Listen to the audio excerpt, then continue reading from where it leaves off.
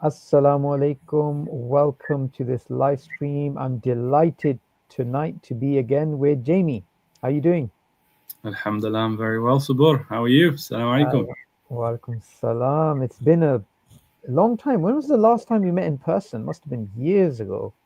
Years and years ago, I About believe. 10 years ago, probably. God knows. Yeah, could be, man. Could be. This is probably the Dawah training course at Hull, I Yeah, think. it would it would have been at Hull. Yeah. Yeah. Yeah. So that could have been 2014, 2015, probably Yeah. 2015. Yeah, maybe 9 years ago, something. SubhanAllah. I'm not sure if I delivered the course or who delivered it, but it was an IRA Dawah training course. That's how you got into the Dawah.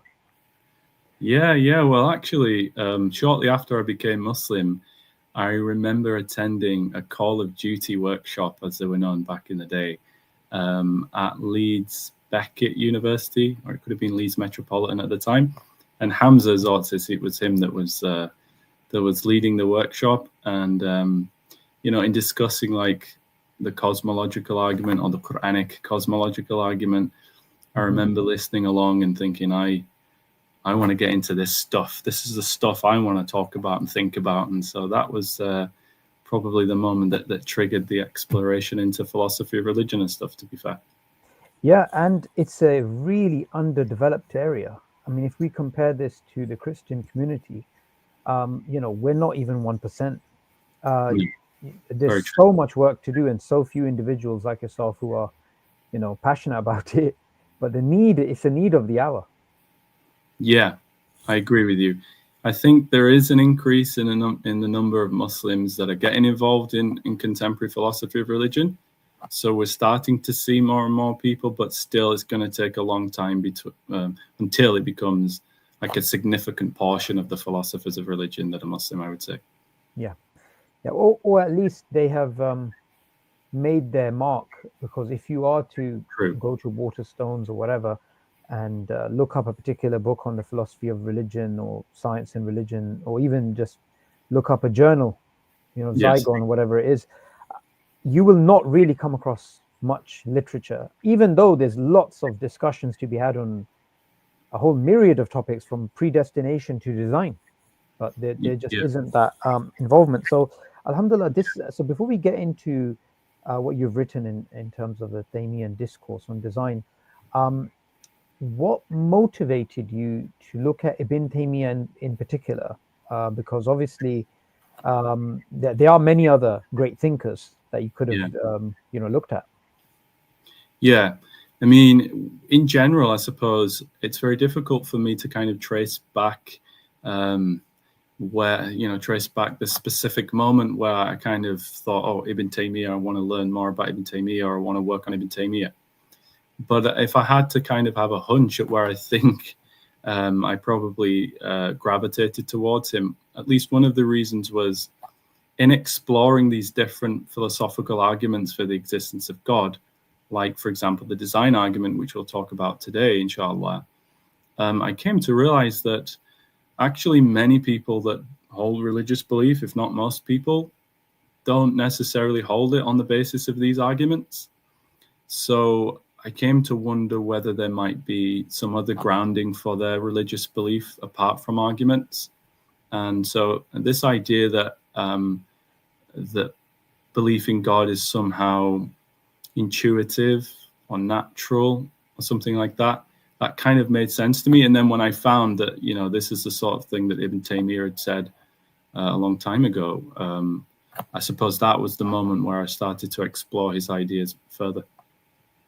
Yeah, and it's really interesting that topic got you interested in this area, because it is something to think about. Most Muslims believe without these rational evidences being provided to them.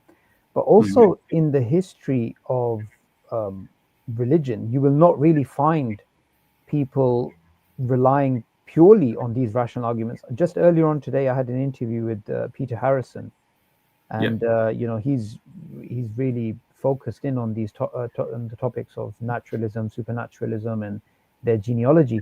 And one of the things that we discussed was about how many of the even so-called proofs of God like Thomas Aquinas's 5 ways, they weren't actually designed to prove the existence of God.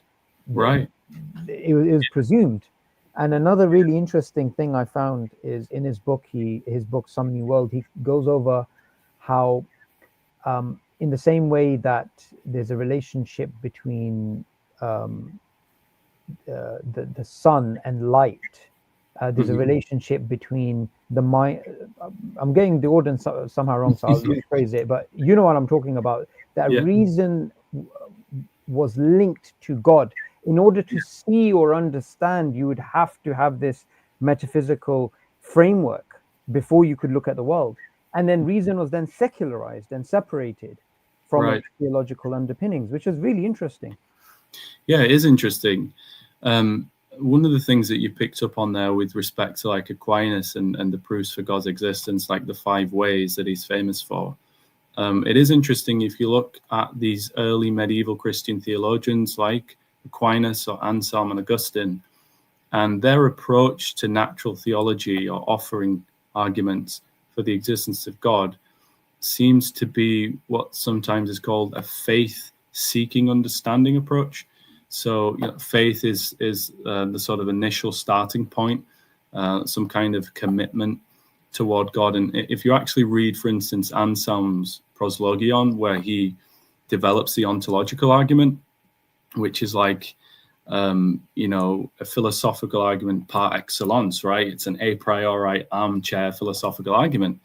But actually, if you read what Anselm is saying in the build-up to the argument, he's making a prayer to God, and he's saying, "Oh God, you're so great. I wish to understand you more richly and more deeply. And when I think about you, there could be none greater than you." And it kind of sets off the ontological proof. I think it's interesting to note that at least when you look at natural theology within the Islamic tradition, with like the Kalam theologians from Ash'ari Maturidi traditions, for instance, I wonder whether actually the faith-seeking understanding approach is not what they were doing. So it might be understanding seeking faith in their case, because sometimes there was this idea that in order to have sound iman or to have a proper faith in God, one needs to ground it on rational arguments to begin with, which is different to what the Christians were getting at, maybe. Yeah, that's a really interesting area as well. And again, going back to the beginning, when we were, starting the stream, I said there's many different segues for people to explore in terms of this area. So going on to your really interesting article, Taymiyyan Design Discourse, a new Islamic approach to design-based theism. So just to get a sort of introduction into this, the first thing someone would think as soon as we share a paper like this is, oh, this is an argument for God, right?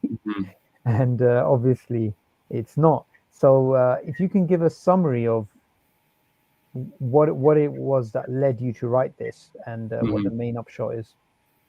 Yeah, so basically there was a workshop or conference that took place at the University of Helsinki a couple of years ago, although it was online, and it was co-organized by Erkki Rob-Kajonen, who I know you've had on your channel a couple of times before, and also Shoaib Ahmed Malik. And so they were the co-organizers of this conference on design, discourse, or arguments in the Abrahamic traditions. And as a result of that conference or workshop, recently an edited volume published by Routledge called Design, Discourse in Abrahamic Traditions has just come out. And this is a chapter from that particular book. And so what I was trying to do with my chapter here is basically to offer a kind of alternative way of thinking about how a designed-based theistic belief, in other words, a belief that God is the designer and maker of nature, or God is the designer behind a particular phenomena within nature. The idea was to offer an alternative way of thinking about how that might be a rational or justified belief for a person, even if it's not grounded in some kind of inference or argument. basically. And one of the reasons why I wanted to do that is because I found that among various Muslim thinkers in the medieval classical tradition, it looks like the kind of design arguments that they were offering were kind of Paleyan in structure, if I can put it in those terms. In other words, they were basically describing biological or natural phenomena and then saying that God must exist as a result, or that God best explains this natural phenomena. And as you know, one of the obvious objections to that kind of inference is the Darwinian explanation of the apparent design. So I also wanted to get around that objection, and I think that's what I do with the approach I offer, and we'll see how I try to do that. Brilliant. So the structure of this particular stream, we're going to be going over the main sections of your paper. Yeah. Okay, Yeah. That's so. If you let me know, I don't think. Can you press the button, or do I press the button to go to the next slide? I can move it. Yeah. Oh, you can. Yeah, fantastic. Brilliant. So I'll let you carry on then. Yeah, and just feel free at any time, Subur, to interject and to ask me questions. I'm not going to read the actual chapter. I'm just going to explain it. So, yeah, the introduction to the chapter here is basically to set out a way of forming a design-based belief in God that I think you'll often find among, as I said, medieval Muslim thinkers, whether that be Ibn Rushd, whether it be Al-Jahiz, whether it be Al-Ghazali or Al-Razi to some extent, whether it be some other thinkers. It seems to me that the kind of argument they offer for the existence of God from design will follow something like the following structure that I have on the screen there. Premise 1: nature exhibits features of design. Could be complexity, regularity, teleology. 2: nature's features of design require a designer. Therefore, nature must have a designer. And then typically people will offer a case as to why they think that designer must be God, essentially. Now, this structure or style of design argument has faced many pressing objections, at least since the time of David Hume. Right? David Hume has his own objections to the design argument. Famously, for example, Hume thought that even if premises 1 and 2 are true, such that you get the conclusion of 3, namely a designer exists, it doesn't necessarily follow that that designer must be God, right? So as a form of natural theology, it fails because it doesn't get us to God. But in more recent times, Darwinian evolutionary theory has posed a challenge to the divine inference, and specifically premise 2, that nature's features of design require a designer. And that's because this Darwinian theory arguably presents like a coherent naturalistic explanation of the complexity, teleology, or teleonomy in biological organisms, which these sorts of arguments draw on to try and infer that a designer exists. So what I'm trying to do is to say, well, actually, there's a new approach that we could offer to ground design-based beliefs in God. It doesn't have to be in terms of an argument like this, and it will not necessarily be a rival to the Darwinian explanations offered in biology. You can have your design-based belief in God. God is the designer and maker of nature, and Darwin's theory, we can accept it, at least in principle, as an explanation of the phenomena in nature, and they're not at loggerheads in the way I think they are if we argue like this. So yeah, that's the basic idea that I'm trying to get across from the introduction. Yeah, and I'm glad you set that context, because usually when we think of the design argument, it's always the Paley sort of rendition of it in some way. Yeah. And there's always a assumption that it's been debunked. It's been debunked so clearly and decisively that it's not even worth having a discussion. That's the general sort of feeling, not just about Paley's argument, generally design argument. So here you map out, okay, so this is where we are at, and here's how we could potentially address this contention. I just wanted to add and just get some of your thoughts on this. You obviously must be aware of Erke's Evolution and God, his book, where he challenges the Darwinian and the Humean critiques of the design argument, and he has his own sort of way of reconciling evolution and design. What are your thoughts on the way that he tries to address that issue? Yeah, so I'm actually in agreement with Erke that his approach, which relies on, I guess, a kind of approach similar to Asa Gray, which is like a conjunctive explanation, where you both have like some kind of explanation that accounts for the natural processes, but it doesn't necessarily rule out a kind of a supernatural or personal explanation. So one way to put it would be that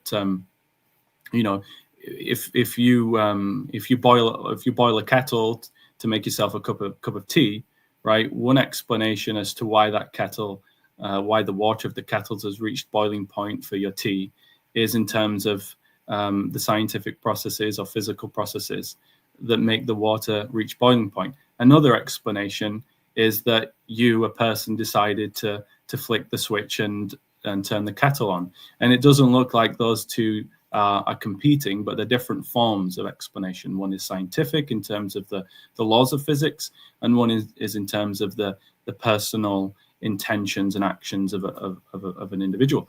So you can have this naturalistic account of the processes and behind the phenomena in nature, but that doesn't necessarily mean that you don't have a personal explanation at the same time in the form of God being behind those physical laws, which allow for the arisal of the processes and the development. Yeah, absolutely. So I think basically it's fair to say I'm not offering the only alternative to the Palean approach. You can also check out Erke Kajonas as well. That's fair. Yeah. But yeah, with respect to my approach, I'm basically drawing on Ibn Taymiyyah as inspiration here. So I'm not necessarily claiming that this view is exactly what Ibn Taymiyyah said, but I think there's sufficient room to work with respect to some of the ideas that he left us with, to develop a kind of Taymiyyan-inspired approach.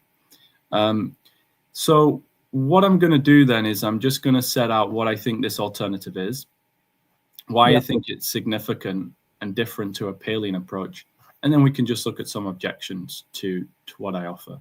Yep. So the starting point for me is to say that what I'm trying to say is that it might be possible for us to perceive design in nature, and that perception to kind of trigger an immediate belief in God without inference. And so this rests on Ibn Taymiyyah's idea of signs or ayat in nature, right? And he has this specific idea of what he calls istidlal bil ayat, or an inference through signs, though I don't think it's an inference in any traditional sense. And he basically says that, a sign indicates the object itself of which it is a sign, right? So in simple terms, smoke is an indicant that there is fire, right? It's an indicant, a sign is an indicant that indicates some object of which it's a sign. And Ibn Taymiyyah thinks there's a kind of concomitance or talazum between the sign and the thing signified, such that when you recognize the sign, you immediately recognize the signified. If you were to see smoke, it's sufficient for you to recognize that there's a fire. There's this concomitant relationship between sign and signified. Now, in his view, God, Allah subhanahu wa ta'ala, has created the world and sort of imbued within it or implanted within the world various signs of his existence and of his nature, right? He says, for example, every created thing is a sign and evidence of the creator, and all contingent existence are evidence and a sign of him. Now, he speaks very broadly of two types of signs. So one of them is ayatul afaq, which is sort of signs within the cosmos, if you will, and then ayatul anfus, or signs within the selves or souls, right? So we might think, for example, among these signs that Allah has set up are signs that pertain to design. It might be in terms of the complexity or the regularity or the orderliness of things in nature. That might be a sign that God has set up in some sense for us to form beliefs in him. And specifically and interestingly, Ibn Taymiyyah thinks that actually these signs sort of entail God in his very self, such that actually it's sufficient for us through these signs not merely to perceive that there's a designer or to recognize the designer, but to recognize God exists in himself as well. So that's the basic idea behind the model. And I suppose... Sorry. Yes, please. Yeah. I'm keen not to disrupt your flow, but there is No, a it's fine. pressing sort of... I thought it would be good to get it out of the way early. What if, Jamie, someone was to say to you, it still sounds like an inference? Yeah, exactly. So I know I'm just saying this is the idea, and then I'm going to explain why I think we should be able to understand it as non-inferential. Right.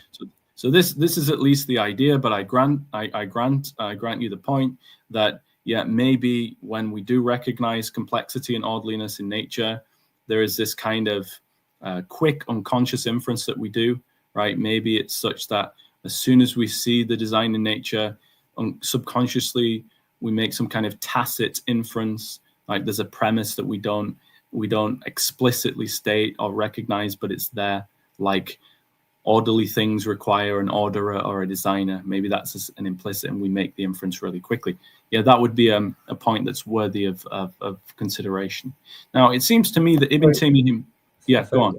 Just sorry, one more thing, because sometimes I forget the point. So this is it's a related point. There's a saying that I see design because I believe in God, not that I believe in God because of design. Yeah, Michael Ruse. This is a long... Who was it that said this? Michael Ruse. Yeah, no, Ruth was quoting someone else. Yeah, he quotes someone else, but I always get it from him in my mind anyway. Yeah, he's very keen on that, and I mean, that's a really deep thought. So this is, in a way, it's kind of similar, right? I think I understand why it could be seen as similar, but I guess it doesn't seem to necessarily be the same thing. I suppose someone like Alistair McGrath, right? Alistair McGrath, who comes out of this approach towards natural theology, which is faith-seeking understanding. He says, like, I start with like my Christian framework and my belief in God, and then I look around and I look out at the world, and everything seems to kind of resonate with this belief that I've already started with, somehow like confirming it. I guess that would be closer to maybe what Ruse is saying, but I think it's still slightly different. What I'm saying is actually we're starting with observations in the world which are triggering and leading to theistic belief. So I'm not sure it's exactly the same thing. Now, just to sort of conclude on what I think the model is saying in general, Ibn Taymiyyah himself suggests that recognizing God or coming to theistic belief through signs is not inferential, because he says that affirming one's knowledge of the Creator and prophecy does not depend on any syllogisms or al-aqyisa. Rather, these matters are known by means of necessary or non-inferential knowledge, which do not require inferential reasoning or nadar. So it looks like the idea is that as soon as we recognize the sign, that immediately triggers this belief in the signified that the sign points to. That seems to be the idea. Now, let me just immediately address this concern then that it might involve an inference, maybe. So I'm going to come back to this page. But there are like two ways that we could think about it. So let's just consider two ways. So in the second paragraph here on the screen, I spell out one way, and I also go on to talk about another one in the paper. So this one way is linked with the work of Del Ratch, and he's done some work on this idea of non-inferential perception of design, and he's sort of drawing on the work of Thomas Reid, and he basically thinks that, look, it might be the case that we just have this basic disposition within us, and when that disposition to believe in a designer is triggered or is actualized, then necessarily it would follow that we would form a belief in a designer. Now, he's just saying a designer, he's not saying God.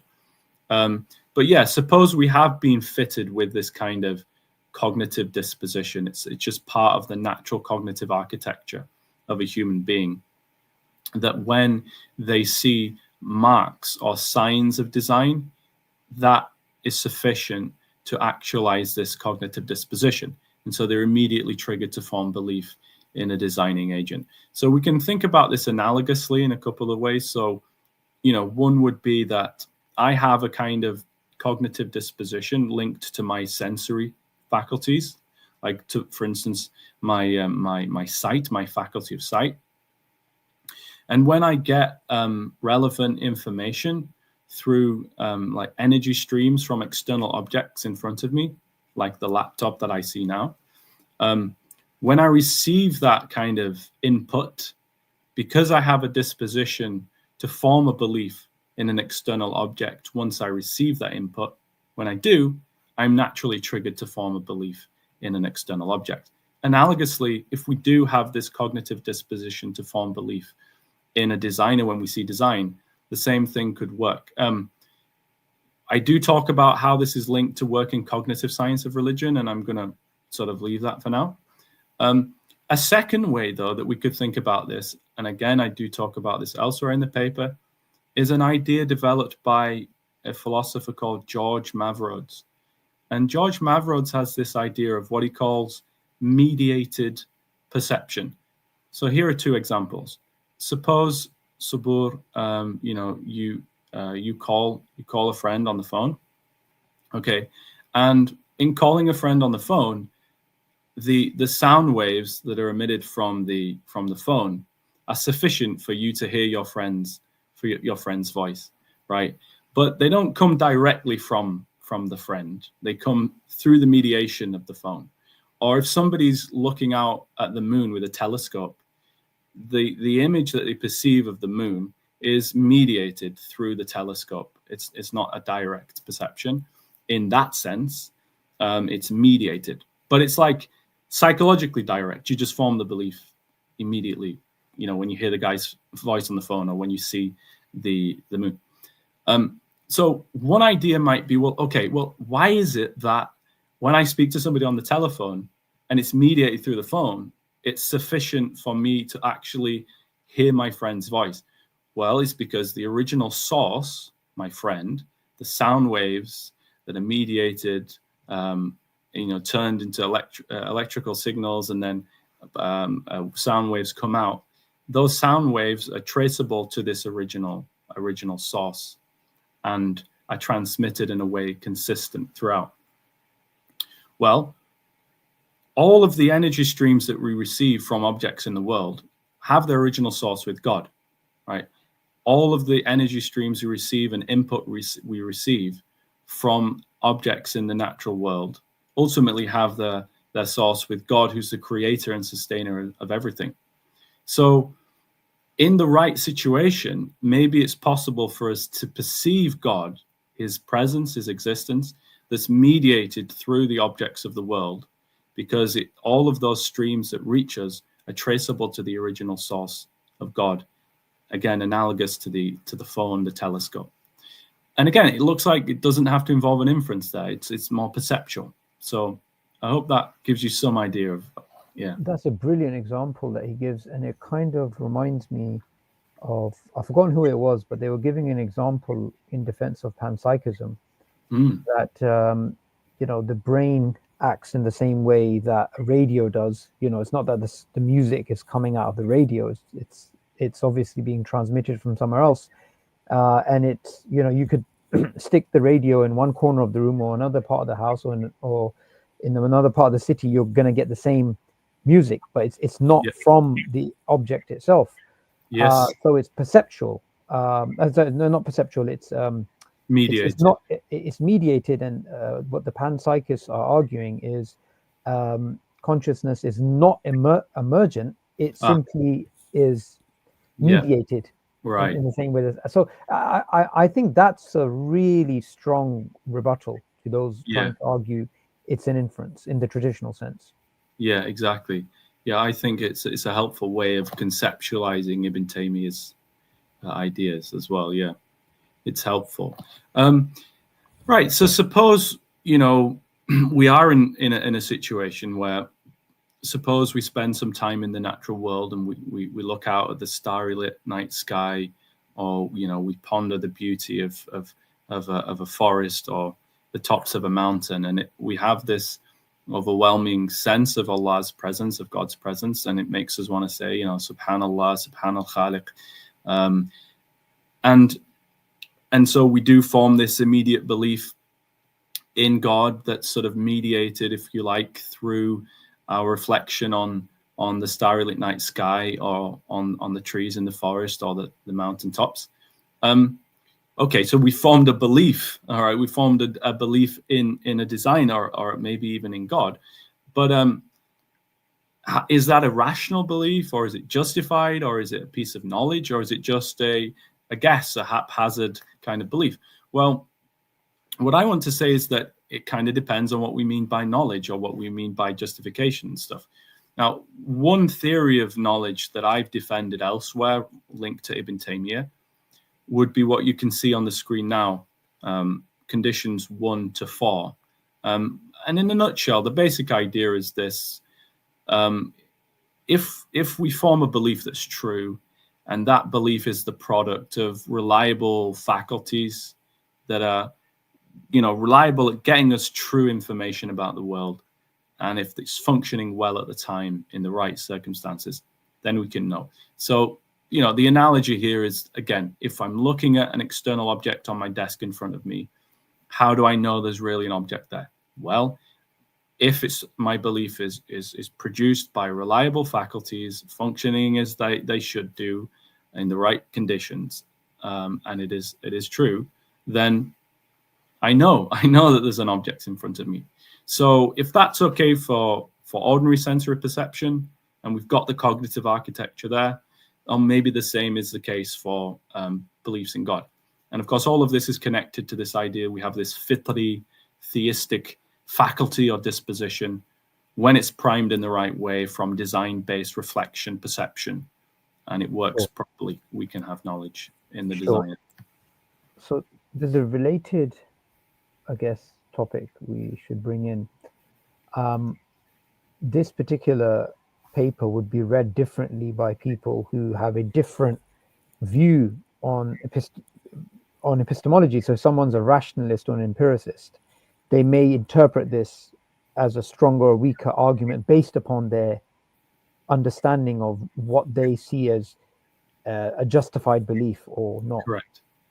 Yeah, exactly. So, the epistemology that I've got sort of running through the paper, insofar as it's Taymiyyan oriented and Taymiyyan inspired, is connected to like Taymiyyan epistemology. Very true. Though I think there are ways of running the basic idea that don't necessarily rely upon that. And there are ways of running the argument that various different epistemologists would be quite happy with, but it might be a bit weaker in terms of the claim. So I spoke about knowledge there. People might maybe say, okay, maybe not knowledge, but like rational belief or justified or reasonable. It's reasonable. So, for example, someone might say a really popular view nowadays, and I think we spoke about it when I was on here last time, is called phenomenal conservatism. And Richard Swinburne had a similar idea called the principle of credulity, which is just that we sort of treat our perceptions as innocent until proven guilty, right? If it seems to me that there is an external object on my desk, unless and until I have reason to think otherwise, then at least I'm reasonable. Now, I might have plenty of reasons to think otherwise in the end. Maybe I'm hallucinating. Maybe someone slipped a drug in my drink. But until I sort of have that reason, then I'm justified. I would say most contemporary epistemologists would be happy with that, would run with that. Yeah, they would. It would be helpful, Jamie, if you could speak to the viewers about not every belief needing rational justification. Belief first epistemology, I guess, is what I'm pointing towards, because I think it's still very popular to believe that everything has to be rationally justified. Yeah, so I guess the way I think about this would go back all the way to Aristotle, because Aristotle has a very famous argument against people that say that, in order to be reasonable in believing something, with every belief, we need to base that belief on another reason or another piece of justification or evidence. And Aristotle thought that would lead to an infinite regress, right? So suppose that, I form the belief that there's a laptop in front of me, and I'm only reasonable or justified until I ground that on another belief, another premise, say, and I'm only reasonable in accepting that premise if I have another premise for that, and I'm only reasonable in accepting that premise if I have another one for that, and so on and so on. It looks like it's going to go on ad infinitum. Or if someone says, in order to be justified in believing anything, you need to have a good argument. So I need to have a good argument, and then I'll need to have an argument for the premises of that argument, and then I'll need to have the argument for the premises of that argument, and an argument for the premises of that argument, and so on. So it looks like it goes on and on and on and on ad infinitum. So most philosophers nowadays, and even traditionally within the history of Western thought, and even I think in the Islamic tradition, have thought that there are some beliefs which are foundational, that are reasonable for us to hold without needing to have an argument, right? And I think, so I'll just say that for now. That's sufficient for what we're trying to do here. So let's carry on with the paper. Yeah, okay, so having kind of talked about the basic idea, the basic perceptual model, now I want to speak about why I think it's significant and different from Paley's, the Paleyan style of design argument. So there are a couple of ways of thinking about why it's significant and unique or different. The first is to recognize the distinction between forming a belief without an argument and forming a belief on the basis of an argument. Okay, so in philosophy, a belief that we just hold immediately without an argument, say the belief that there's something in front of me, the immediate belief when I reflect on what I had for breakfast this morning, the belief that Sabur is a conscious person when I look at him, the belief that the external world exists, and so on. All these immediate beliefs that we form, philosophers just call these basic beliefs, right? And the beliefs that are formed by way of argument, philosophers will call non-basic. So here's a really simple example so we can just have it kind of instilled within the mind. So suppose you want to know whether your neighbor has gone out or whether they're in, right? You might look out of the window and you form the belief that there is no car in their driveway, right? Because you look out the window, there's no car there. And so you infer from that a second belief, therefore they've probably gone out. The first belief we call basic, right? You look out the window, there's no car, you just form it immediately. And then the second belief is non-basic, right? It's based on the first belief, you make the inference. Okay, so once that's clear, what I think is important then for us to recognize is that whether a non-basic belief or a belief based on another one is reasonable or acceptable for us to believe in depends on whether it's like entailed by the first belief or sufficiently probable given the first belief, right? So there's this relationship between the initial belief that you have and then the second belief upon which is which it is based, basically. So if I form the belief that their car is in the drive, and then I form the second belief, therefore they're probably out, we might say that that second belief isn't reasonable because it's not sufficiently probablified or entailed by the first belief, right? So whether it's reasonable depends on its relationship to that initial basic belief. But what that means then is that the Palean inference, whether the Palean inference or Palean arguments get through, depend on whether the premises of the argument entail the conclusion or probablify the conclusion, if you will, right? Whether it's a good argument, all things considered, depends on how well the premises do at getting us to the conclusion. In fact, it depends on more than that. It depends on four things. The inference could be attacked because the premises are not true, because they don't sufficiently probablify or entail the conclusion.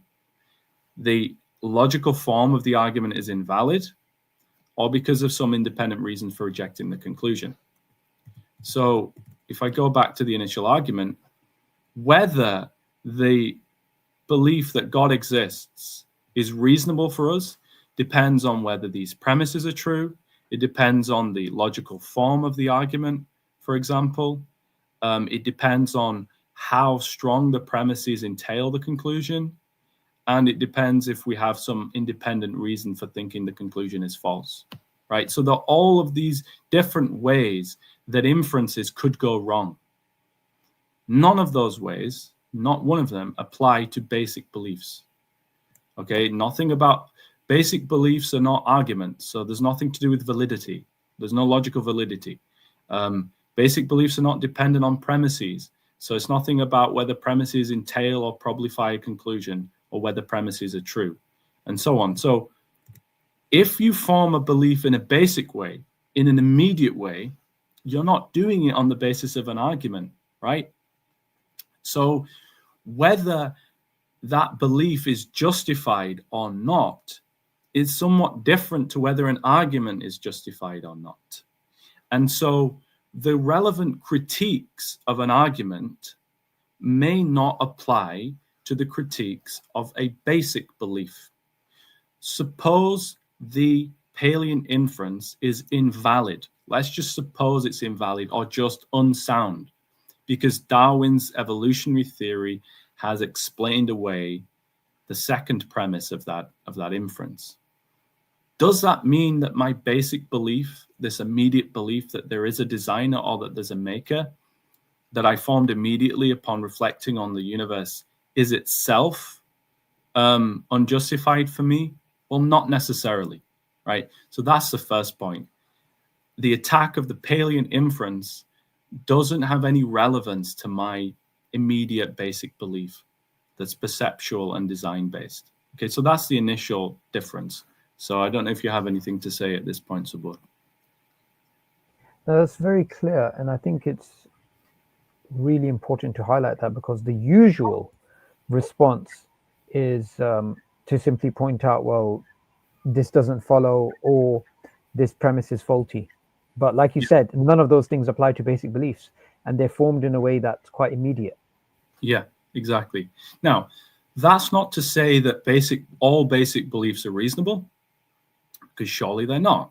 You know, if I see somebody in my living room, okay, and I think they're there, but then I find out that there's a hologram, or I find out that someone slipped a drug in my drink, I have a reason now to be skeptical and to give up the belief. And we call those defeaters. So my basic belief can be defeated, okay? And that's slightly different from the way in which an argument loses its force. in being unsound or invalid. Now, you can have two types of defeater, right? A defeater which shows that the belief is simply false, right? So, you know, if somebody tells me that my neighbors actually are inside their house despite their car not being in the drive, I now have a belief, another belief that suggests my original one is false. Another defeater could be what's called undercutting, which undercuts the basis upon which I form the belief, right? So if I form a belief that there's something in front of me using my sight, but then someone tells me or gives me a reason for thinking that my eyesight is not very good, that doesn't prove the belief false, but I lose my basis upon which I'm now justified. Now, so we're going to look at whether there's defeaters for perceptual-based design beliefs in a minute. Okay, so this is sorry, go on. Yes, Sabur. Complete your point first. You were saying something about no, that's fine. I'll say it in a minute. Okay, so I have a question here about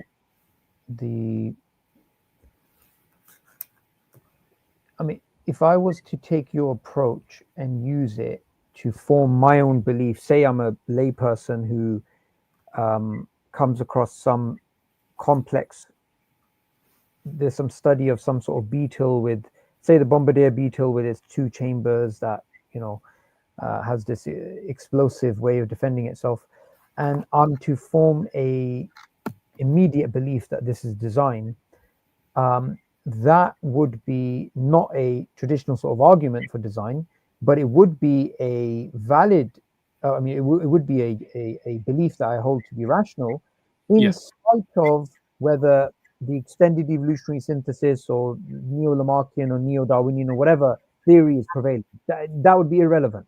That wouldn't challenge that belief of mine. Yeah. Are you saying that as a matter of fact, or are you asking me whether I should count it as challenging? Or no, what I mean is purely from the perspective that if somebody was to critique a position that I hold and start saying, but you don't understand how Darwinism works, or you don't understand the extended evolutionary synthesis, whatever, I could just innocently accept that as design and say, well, none of those things would undermine me forming this belief. Right, exactly. So, I mean, one objection to what I've been saying is that these immediate perceptual design-based beliefs in God, they might be subject to a defeater from evolutionary explanations. And I'm going to look at that as one objection. I don't think that it is a good objection, and I'll try to explain why. So, okay. I think that you in that case would still be rational, and I'll try to explain why. And that would be the first objection to the model I'm proposing. Actually, we'll get to in a second. Sure. One other thing, you mentioned Swinburne in terms of a particular term. I forgot something. Innocence, where you basically take the first pass understanding until proven wrong. What was that called again? So Swinburne calls it the principle of credulity. So that we should be credulous. We should just believe initially, unless we've got reason to think otherwise. Brilliant. And he thinks that it would be ridiculous to say that we should treat our experiences as guilty until proven innocent, because the only way that we could show that they are innocent would be to rely on another experience we have. And then if we treat that as guilty until proven innocent, the only way of proving that innocent is to rely on another experience we have, which is guilty. And again, we're in a vicious trap. That's brilliant. Yeah, I really like that way of putting it. Yes, so do I. All right. So I said the first reason why perceptual or immediate design-based beliefs are different from the Paleyan one was in terms of not being an inference. But there's a second way, and I think in a way this might be actually the more important thing to think about. And so we can see this more clearly by considering at the bottom of the page a threefold level distinction that I put between different kinds of explanation. So at explanatory level 1, we might have an explanation of biological phenomena. So whatever relevant explanation we might offer in biology that pertains to like the apparent design of things in nature and the way that they operate, the way that they function, evolve, develop. We can put Darwin's theory at explanatory level 1, for instance. Explanatory level 2 would be to go beyond that, and it would be an explanation of the physical laws that give rise to the phenomena in biology explained at level 1. And then even further, explanatory level 3 would be an explanation of the ground of reality itself, or the fundamental aspects of reality. But we can just say an explanation of why there is a universe in the first place, for example, right? So we have these 3 different explanatory levels. And basically, what I'm saying is that the Palean design argument, or the Palean design inference, it operates along explanatory level 1. So it's an explanation of biological phenomena, right? Paley will talk about different aspects of the human organism, or he'll, he goes into detail about the complexity of the human eye, right? And because of the complexity of the human eye and these relevant design-based features or properties that the eye possesses, and other features within biology, he'll say that the explanation is in terms of a designer, using his watchmaker analogy. And then Darwin comes along, and Darwin says, oh, no, there's no need to make that bold inference.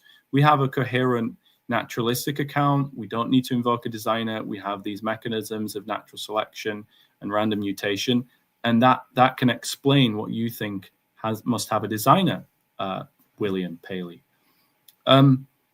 My point is this: design-based perceptual beliefs. When I look out at nature and I have this sense that God is behind this reality, that God is the ultimate cause, the ultimate maker of the things in the world, that operates closer to explanatory level 3. So, and I'll try to articulate exactly why I think that is. But if I'm right, if we put that as a conditional, if I'm right, any explanation at level 1 doesn't necessarily conflict with an explanation at level 3, because they're operating at different planes or different levels. So, and to put the point very simply, before I explain in more depth, it's within God's will and prerogative that he could have set up the universe according to laws of physics, and certain laws of physics that through a lengthy biological evolutionary process led to the life that we see on Earth today. And an explanation of how that works doesn't entail that there isn't an ultimate source of reality behind it in the first place, right? That's the basic driving point. Yeah, brilliant.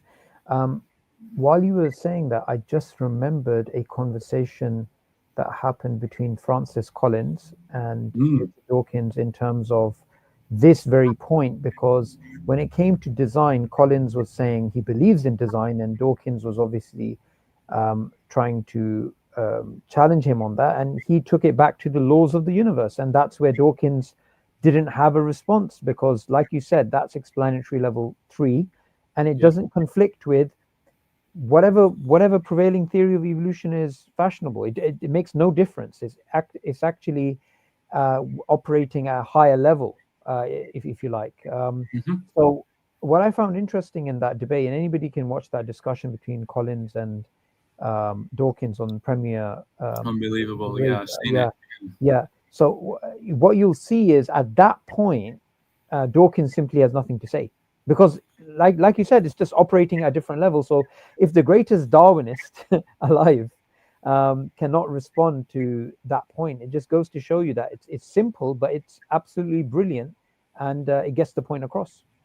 Yeah, absolutely. And I guess with Dawkins, I think, didn't you have a video on your channel the other day when you were talking about Dawkins basically admitting that, like, he knew that, Darwin's theory doesn't necessarily invalidate religious belief or belief in God, but he's going to play that game anyway in order to basically convince people of atheism, because they don't understand that nuance. Yeah, absolutely, and it's such a it's such an important point to be highlighted, because it's not the case where he is unaware of the fact that you can be an evolutionist and a theist. It's in spite of that. And also, what I found interesting when I looked at the life of Darwin and his theological understandings of these types of things, he was much more nuanced, much more philosophically aware. He had a very interesting relationship with religious people throughout his life, and his own beliefs were far from atheism near the end of his life. So, all of these points, it just goes to show that there's a lot more going on in terms of the way that these new atheists articulate themselves than just the evidence. There's a lot of evasion of the metaphysics, and it's presented as objective science, just giving us these conclusions, when there's no such thing as metaphysically innocent science. Yeah, that's a good point. It's a very good point, Sabur. Yeah, so just to try and to drive the point home here, what I'm saying then is that Paley design, where you have a design-based belief, such as X feature of biological organisms is designed by God, formed by way of inference, operates as a rival naturalistic account, as a rival to naturalistic accounts like Darwin's theory. That's Paley design. But Taymiyyan design, as I'm calling it, is a design-based belief that P, where P could be X feature of nature, is designed by God, formed in an immediate way, operates at level 3 or above. Why do I think it operates at level 3? Because, of course, to form an immediate design-based belief, we're not forming like a belief in the best explanation. It's not like an explanatory-based belief. So why do I say operates at explanatory level 3? Well, I guess in this case, even though it's not an explanatory-based belief, we can still say, in simple terms, we can still say that it still operates above level 1. And the reason why I think we can is because of what George Mavrodes has said, which I kind of recount here, and I've already explained earlier, about this idea of mediated perception, right? So if we do reflect and ponder upon nature, and we recognize the beauty and the splendor and the complexity within nature, okay, and all of the energy streams that come to us from the physical objects in the universe ultimately have their source in God. If in the right circumstances, those objects mediate a perception of God in some sense, which at least in principle is possible, then we're forming a mediated perception in God's reality, who is the ground of ultimate reality itself. We're not setting up some kind of rival explanatory hypothesis against Darwin's theory or something. Yeah, absolutely. And something I find really profound about this approach is it deals with there's two huge benefits of this. The first is that it's incredibly in line with the Quran. Yeah, I mean, this is an ongoing discussion people have. Are there arguments for God's existence in the Quran? And clearly, this fits really well. I mean, the Quran doesn't really give you that sort of traditional sort of arguments for God's existence with those particular premise conclusion. Yeah. And even the epistemology, is there any doubt about the Lord of the Worlds? Right? It's like that. And while you were speaking, I was thinking back at that example of why, when you were saying about you're operating at explanatory level 3, design-based perceptual beliefs are ignited in the same, because God is the ultimate source, in the same way that your radio is mediating the sound to come out, but the actual transmission may be 20 kilometers away, and that may be the radio station. So if look, even if you don't switch on the radio station still exists. So if you don't look out in the world, God still exists, but your reflection upon nature will simply make that design-based perceptual belief come to life? Yeah, exactly. No, that's a wonderful way of putting it, Subodh, because one might ask, well, okay, if any physical object or object in nature is sufficient to mediate perception of God, why are people not perceiving God all the time then? Or why don't atheists form belief in God? And we might say, well, just as in the radio, like a sufficient cause for you to be able to hear the radio is that you're switching on the button or twisting the dial or whatever. Well, it might be that we need to get ourselves into the right situations and context to be able to have our like cognitive disposition, switched on as well. So, if we're engaged in pride and sin, in turning away from God, if we don't reflect upon nature in the right way, then maybe we're not sufficiently prepared, if you like, to Absolutely. yeah. Absolutely. And it got me thinking, Jamie, about another verse of the Quran in which Allah says, the truth is from your Lord, so whoever wills, let him believe, whoever wills, let him disbelieve. Mm-hmm. So here, upon reflection, I was thinking the evidence is not decisively going to mean anything to anyone until they approach the evidence with a particular lens.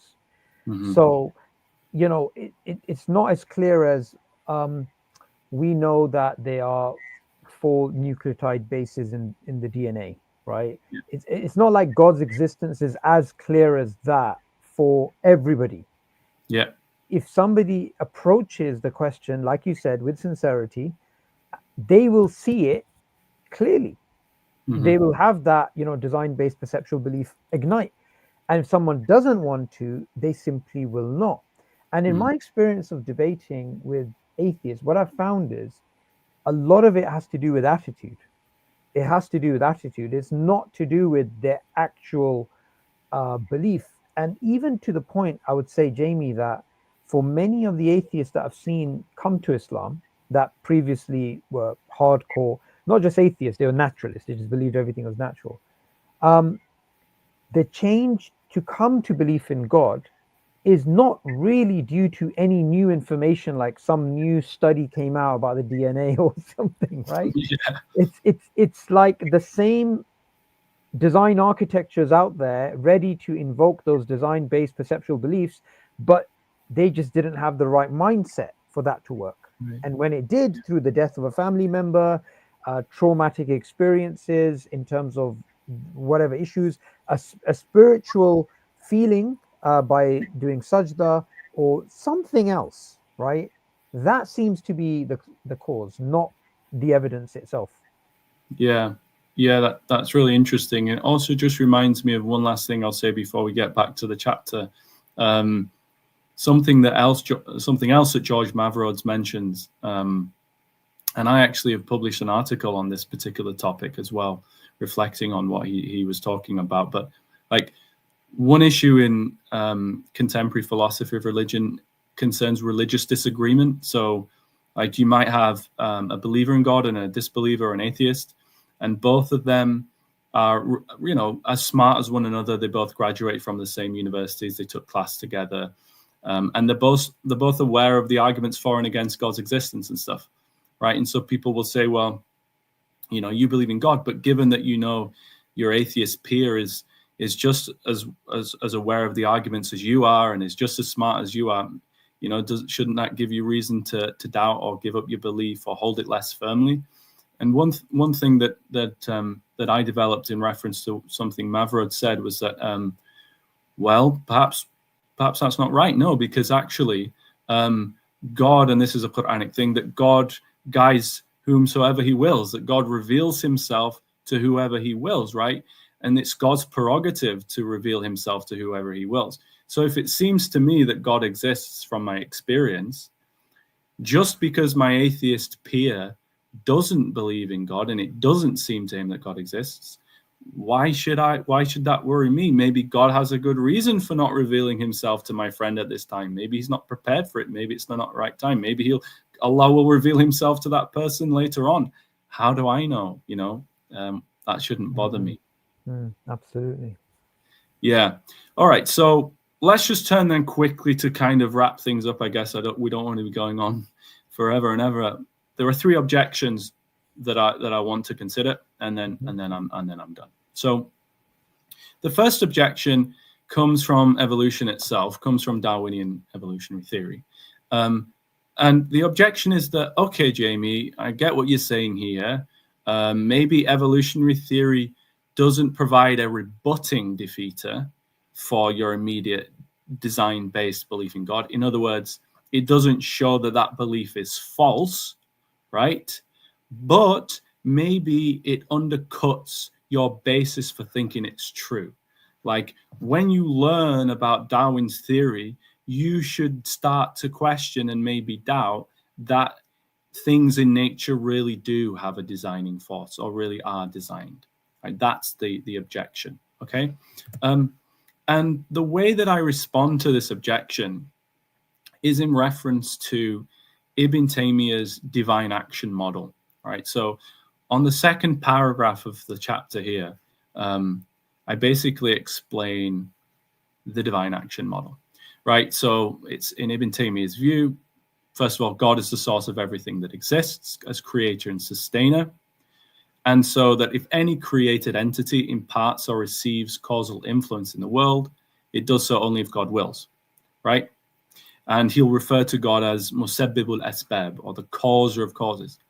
That being said, he maintains that created entities in the world do have a kind of intrinsic power given their nature as per the way God set them up, and that these created entities in nature have been instilled with causal potency and receptivity, and that through the confluence or bringing together of the causal potency and receptivity, God brings about the effects of created entities in nature. So, for example, there is a kind of causal potency in fire, such that when fire is set alight, there is also a receptivity in cotton, that when you bring the fire and the cotton together, that will cause or result in ash that's brought about through the confluence of the causal potency in the fire and the receptivity in the cotton. And that God creates things in nature through this causal relationship that is instilled within the world. Okay, so if you have some kind of scientific explanation of how this causal relationship of things in nature operates and works, that does nothing to show that God is not ultimately responsible in the end, all things considered. So if someone forms a perceptual, design-based theistic belief, okay, and we have this Darwinian account of how things develop and evolve through the causal and natural processes within nature, that doesn't give me a reason to think that God is not ultimately the designer in an ultimate metaphysical sense. So I'm sorry to say, it just is not a defeater. Yep, that's very clear. Yeah. Okay. Objection number 2. It comes from cognitive science of religion, right? So one of the central things related to Ibn Taymiyya's model that I've been developing is this idea that we have this fitra, or this fitri theistic faculty or disposition, right? And that's supposed to be the source of these in immediate beliefs in God. Now, someone might say, okay, well, that's interesting. And this kind of connects to some recent work in the cognitive science of religion, right? Recently, cognitive science of religion have basically come to a consensus that there's this kind of naturalness of religion thesis, right? That theistic or religious belief is just rooted in the natural cognitive architecture of human beings, right? And there are a couple of ways of spelling this out. One model, okay, in cognitive science of religion is connected to what they call the agency detection device, okay? So that, in nature, in our primitive state as human beings, when we would hear like rustling in the bushes or a thud in the night, in order to help us survive, we form this immediate belief that there is an agent there, whether it be a predator, whether it be something else, okay? And that this agency detection device, when connected with another cognitive module we have called theory of mind. Now, theory of mind is is supposed to fill in the details about the characteristics of the agent, so the kind of attributes or properties that the agent has, and that this functions in a kind of instantaneous but inferential way. When those two come together, we form beliefs in agents, whether it be in human persons, whether it be in animals, whether it be in inferring what could be behind that sound or the creak on the floorboards or the opening of the door, right? However, there are cases where we might form beliefs in supernatural agents because it's inexplicable to us where that source or where that sound or where that movement came from, right? So if we can't explain that phenomenon in reference to a natural agent, we will infer, oh, okay, it must have been something, okay, but maybe it's like a spirit, an angel, maybe it's God. Okay, so if this model is right, and that model is somehow an explanation of this fitri theistic disposition, then the worry is that these experiences caused by our agency detection device are not likely to be true, because the agency detection device is basically what's called hyperactive or hypersensitive, and they call it the HAD, the hyperactive agency detection device, basically. And the idea is that the reason why our agency detection device is hyperactive or sensitive is because that will help us to survive, right?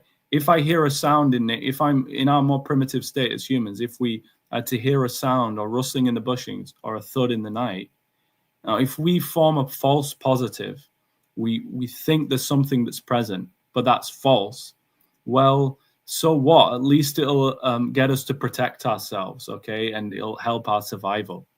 So if belief in God is natural, but is produced by HAD, the hyperactive agency detection device, then that belief won't be rational or justified for us, because it's not grounded in a reliable mechanism or reliable source.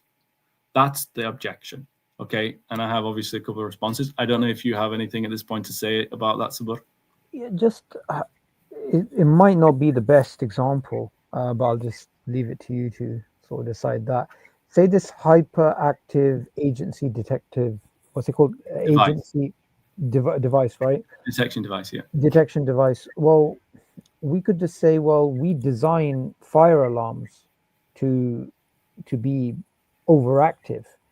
So fire alarms are based on the theory of error management, that it's better to have a false positive than a false negative. Yeah. So they're designed to be that way. It's not. They're not accurate. They're actually inaccurate. They're actually biased. So it's, I don't know. I don't know if that's the best example, but that's another way of putting it, I guess. Yeah. No, I like that example. It's a helpful example of explaining the idea. But I guess obviously the fundamental point, the epistemological point, would be the issue is, if you form a belief on the basis of an unreliable mechanism or something that you don't know whether it's actually true or not, then you're not reasonable. Like, that's the worry. So even if like a human being designs a device, but that device produces so many false positives, whenever I hear it, I don't know whether to trust it or not. So the worry is, can I trust my fitri theistic disposition?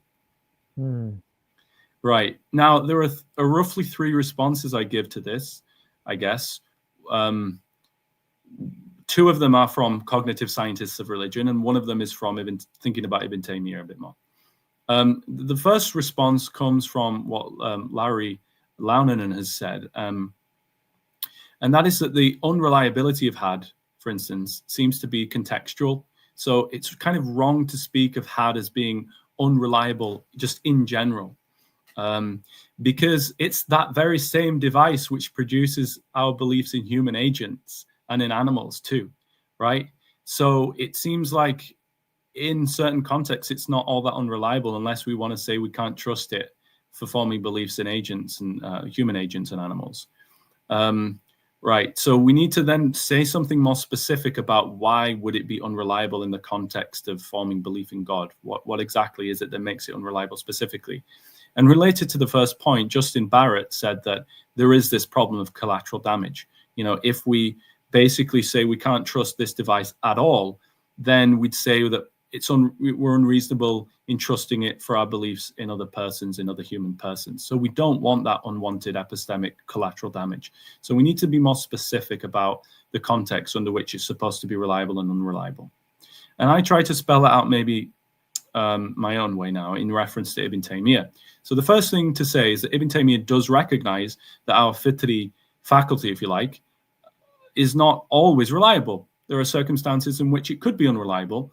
And he referenced, you know, the hadith on fitrah, that no child is born, but that he is born on fitrah. His parents make him a Jew, a Christian, or a Magian, right? So in the Christian, Jewish, Magian communities and so on, they can shape our fitrah such that it no longer functions in the way that it ought to function in forming beliefs about Allah subhanahu wa ta'ala. Okay, so we can grant, okay, there are conditions under which it's unreliable. However, and I don't want to get too complicated here, but the problem is that there's this distinction that should be made between global and local reliability. So what I mean by global reliability just means how reliable a faculty is across all contexts and circumstances, right? So when we think about my faculty of sight, and I take into consideration all contexts and circumstances in which I'm using it, in general, you know, maybe it's quite reliable, somewhat reliable, but not always reliable. So, for example, when I'm looking at something far away in the distance, maybe it's not very reliable in that situation. When I'm looking at something close up, maybe it is very reliable.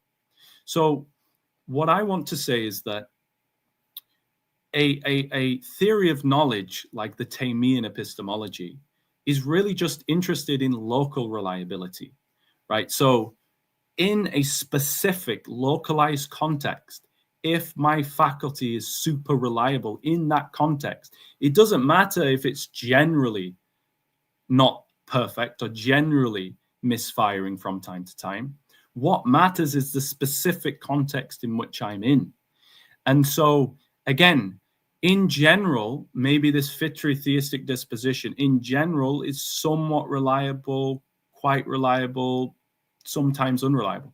But maybe in specific contexts that I'm in, where God is like guiding the cognitive mechanism specifically to get me to know about him, in that context, it would be super reliable because God is guiding the whole cognitive process very specifically. So what really matters is just local reliability. And this objection is based on global reliability, so it doesn't get through. That's brilliant. Yeah, that's good. Yeah, that's the basic idea. Final objection, Sabur, and then I'll stop. But I have to say that last objection I really enjoyed. Yeah. That was really clear. Good. Right, final objection then. The third objection is concerned with the idea that although Ibn Taymiyyah claims that these design-based perceptions or something like it are sufficient for belief in God, Allah, the wajib al-wujud, the necessary being, that's not really the case. And it could only at best get us to say like a designer or something like that. And there are a couple of ways of running this argument. So to sort of put the objection in or frame the objection in a certain way, I like this quote from William Alston. And he says, if we ignore what we think we have learned about God from other sources, it's very dubious that mystical perception or religious perception or something by itself will teach us that God is the creator of all other than himself, or the source of teleological order or of morality. At least it seems clear that those who take themselves to perceive God typically construe the object of their perception in terms taken from their tradition, religious tradition, which of course draws on sources of knowledge other than just the pure perception. Hence, I think it would be rash to hold that one could tell just by the way X appears to one's experience that X is the creator of the universe or the source of morality. In other words, we need to rely on tradition, or we need to rely on revelation, or maybe arguments and stuff like that. Okay, he makes a good point. I'm actually quite happy with the point. I'm in agreement with Alston, to be honest. So there's no issue initially. Basically, the point though that Alston is raising is that he's kind of like drawing into question how potent this Taymiyyan natural theology is. Like, how far can it get us? How far can it go to get us to belief in God? So there are two ways of thinking of this. One is whether it's possible to make sense of Ibn Taymiyya's idea that through a perception of theistic signs, we can arrive at beliefs in God in the fullest sense. And a second is the extent to which we can be justified in believing in God based on these perceptions without having like grounds as to why we should accept the tradition through which we are relying on to interpret and understand that being to be the God of our tradition.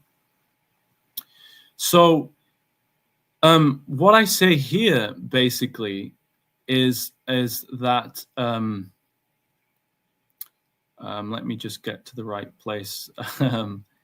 So I'm trying to say that basically, yes, it is the case, arguably, that the reason why we identify the designer with the God of our tradition is potentially because we are getting that concept from our tradition itself.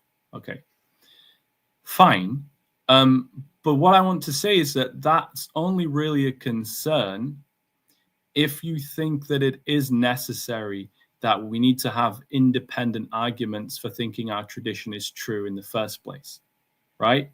But on a kind of reformed epistemology, if you adopt that kind of approach, you might think that we can know the truth of our tradition without arguments in the first place in a kind of immediate way upon reflecting on the ayat of the Quran, right? So, if you're happy with that approach, maybe this shouldn't worry you too much.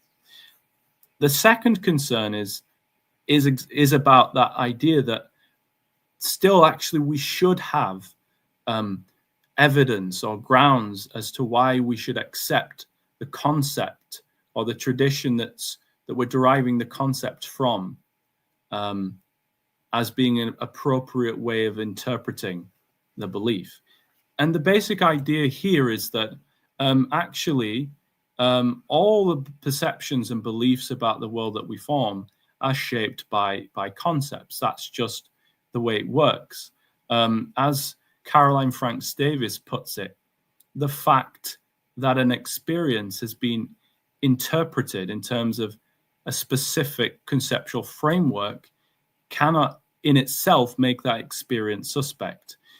The idea is that, when I form a belief in a laptop or a phone in front of me or a person that likes Subur in front of me or a tree in my backyard, all of those beliefs are shaped and filtered through concepts.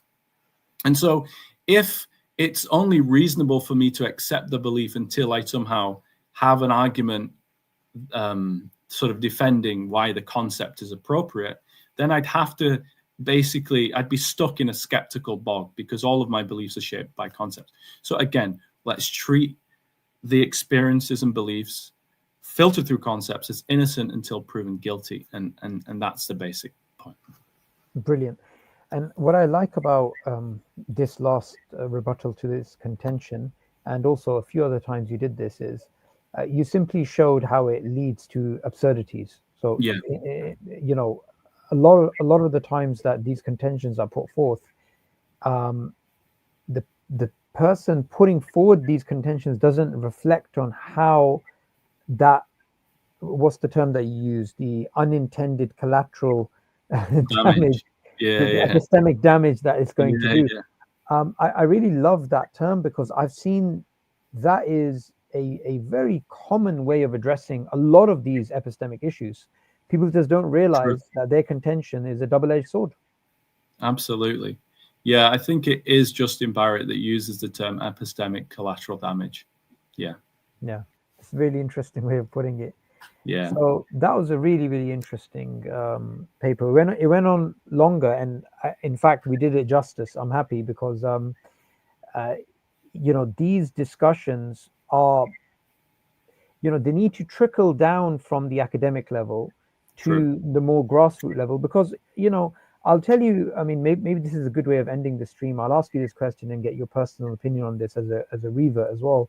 Yeah. There are some Muslims who feel, reverts and also newly practicing Muslims, that they feel Islam is true, they believe in Allah and His Messenger, but they feel themselves deficient in Iman because they cannot rationally justify Allah's existence or rationally justify the other things.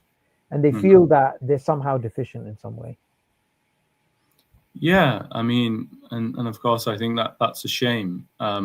I guess what I've been trying to do with a lot of my work is to try and sort of defend the ordinary believer, even though I'm couching all this in very complicated jargon and within academia. I'm trying to say at heart that I think that ordinary believers, shouldn't be treated as they are by the new atheists, as if they're somehow blind and irrational and backward. Yeah. But that actually, when we reflect carefully on things in epistemology about what is required to be justified and rational, it's not always the case that it needs to be grounded on a rational argument, and that these ordinary folks are able to be reasonable in trusting their religious experiences and the like until they have good evidence to think otherwise. And it seems to me that the sort of new atheist arguments are not strong at all and shouldn't be counted as reasonable evidence against theistic belief or something. So yeah. And most of these new atheists are completely unaware of the epistemic collateral damage if we were to take them seriously. Absolutely. Yeah. So one last thing I like to ask people that I interview is, what are you working on now? I'm working on a few things, Sabur. I'm working on an article which is probably the most controversial thing that I've done so far. And so I'm looking at Ibn Taymiyya's arguments for salvific universalism, basically. And I'm not arguing that on religious grounds that Muslims have to accept universalism or something, but I'm just trying to analyze philosophically some of the arguments that he gave for that. So that's going to be interesting. That's a unique straw in the wind. Definitely. That's I would really love to have you back for that. So Jazakallah khair for the hard work that you do. And when we're working on the dawah at grassroots level, we do have to connect it to the most important discussions like this. For example, I'm going to be sending this to some of the du'at as well, because it's so important that these discussions don't just remain, on bookshelves. Yep. Well, that's why I really appreciate your channel and having me and others on. So hopefully you can, play that role of filtering it down for us all. Yeah, absolutely. And I was actually I didn't know you were in the UK. I didn't know you were in Birmingham. I was actually in Birmingham just about last week, I think, or 2 weeks ago. The funny thing is, Sabur, when I'm in the UK, everybody thinks I'm in Birmingham because I'm affiliated to the University of Birmingham, but I'm in Leeds. So I wasn't. I was in Leeds. I'm in Leeds.